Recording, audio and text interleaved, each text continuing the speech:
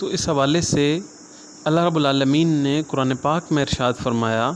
پارہ نمبر 4 ہے سورہ آل عمران اور ورس نمبر 97 ہے، آیت نمبر 97، وَلِلَّهِ عَلَى النَّاسِ حِجُّ الْبَيْتِ مَنِ اسْتَطَاعَ إِلَيْهِ سَبِيلًا وَمَنْ كَفَرَ فَإِنَّ اللَّهَ غَنِيٌّ عَنِ الْعَالَمِينَ، کہ لوگوں پر اللہ کے لیے بیت اللہ شریف کا حج کرنا اس آدمی پر جو وہاں جانے کی استطاعت رکھتا ہے اس کے اوپر حج فرض ہے، اور جو آدمی انکار کرے گا، کفر کرے گا، تو اللہ رب العالمین تو سارے جانوں سے بے نیاز ہے۔ اسی طرح پارہ نمبر 2 ہے سورہ البقرہ کی آیت نمبر 196 ہے، وَأَتِمُّ الْحَجَّ وَالْعُمْرَةَ لِلَّهِ، اللہ کے لیے حج اور عمرہ کو پورا کرو۔ تو قرآن پاک میں اس طرح کی متعدد آیات ہیں جن میں حج اور عمرہ کا حکم ہے اور اس طرف اشارہ کیا گیا ہے۔ اسی طرح مسلم شریف کی ایک حدیث مبارکہ ہے جس کو حضرت ابو ہریرہ رضی اللہ تعالیٰ عنہ آپ اس کے راوی ہیں، بیان کرتے ہیں، اور امام مسلم نے صحیح مسلم شریف کے اندر کتاب الحج میں یہ باب بھی اس نام سے قائم کیا ہے کہ باب فرض الحج مرتن فی العمری، رقم ہے 1337۔ تو وہاں پر حضرت ابو ہریرہ رضی اللہ تعالیٰ عنہ آپ راوی ہیں کہ رسول اکرم صلی اللہ علیہ وسلم نے خطبہ پڑھا اور فرمایا، اے لوگو، تم پر حج فرض کیا گیا ہے لہذا حج کرو۔ ایک شخص نے عرض کی، یا رسول اللہ صلی اللہ علیہ وسلم، کیا ہر سال حج فرض ہے؟ تو حضور آقا علیہ الصلوۃ والسلام نے سکوت فرمایا۔ انہوں نے 3 بار یہ کلمہ کہا اور ارشاد فرمایا، اگر میں ہاں کہہ دیتا تو تم پر واجب ہو جاتا اور پھر تم سے ایسا نہ ہو پاتا، ممکن نہ ہوتا تمہارے لیے۔ پھر حضور آقا علیہ الصلوۃ والسلام نے ارشاد فرمایا، جب تک میں کسی بات کو بیان نہ کروں تم مجھ سے سوال نہ کیا کرو۔ اگلے لوگ کثرت سوال اور پھر انبیاء کی مخالفت کی وجہ سے ہلاک ہوئے ہیں، لہٰذا جب میں تمہیں کسی بات کا حکم دوں تو جہاں تک ہو سکے اسے کرو، اور جب میں کسی بات سے منع کر دوں تو اسے چھوڑ دیا کرو۔ اسی طرح بخاری اور مسلم شریف کی حدیث مبارکہ ہے، متفق علیہ حدیث ہے، اور اسی کو امام ترمذی، امام نسائی اور امام ابن ماجہ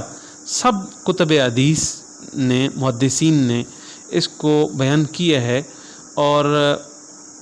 حضور آقا علیہ الصلوۃ والسلام کی اس حدیث مبارکہ میں حضور نے ارشاد فرمایا، جس شخص نے حج کیا اور رفث نہ کیا، مراد فحش کلام نہ کیا، کوئی ایسی برا اور فحش حرکت نہ کی، کوئی گناہ نہ کیا، فسق اور نافرمانی کا کام نہ کیا، تو وہ گناہوں سے ایسے پاک ہو کر واپس لوٹے گا جیسے اسے اس کی ماں نے اسی دن پیٹ سے جنم دیا ہے۔ اس حدیث مبارکہ کو امام بخاری نے بھی بیان کیا ہے کتاب الایمان، باب من قال ان الایمان هو العمل، اور اسی طرح اس حدیث کو مسلم شریف نے بھی کتاب الایمان میں بیان کیا ہے۔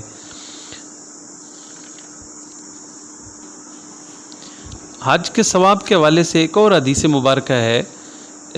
جس کو امام مسلم نے، ابن خزیمہ نے حضرت عمرو بن العاص رضی اللہ عنہما سے بیان کیا ہے۔ آپ راوی ہیں کہ رسول اکرم صلی اللہ علیہ وسلم نے ارشاد فرمایا،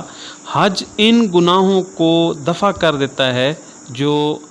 حج ادا کرنے سے پہلے آدمی سے سرزد ہوئے ہیں۔ تو اس لیے حج کے بہت زیادہ فضائل بیان کیے گئے ہیں۔ اسی طرح ایک اور حدیث مبارکہ ہے جس کو بزار نے امام ابو موسیٰ رضی اللہ عنہ سے روایت کی ہے کہ نبی اکرم صلی اللہ علیہ وسلم نے ارشاد فرمایا، حاجی اپنے گھر والوں میں سے 400 لوگوں کی شفاعت کرے گا اور انہیں گناہوں سے جو ہے وہ پاک کر دے گا، اور ایسے پاک ہوگا جیسے کہ اس کی ماں نے اسے پیٹ سے جنم دیا ہے۔ اور سنن ترمذی کی روایت ہے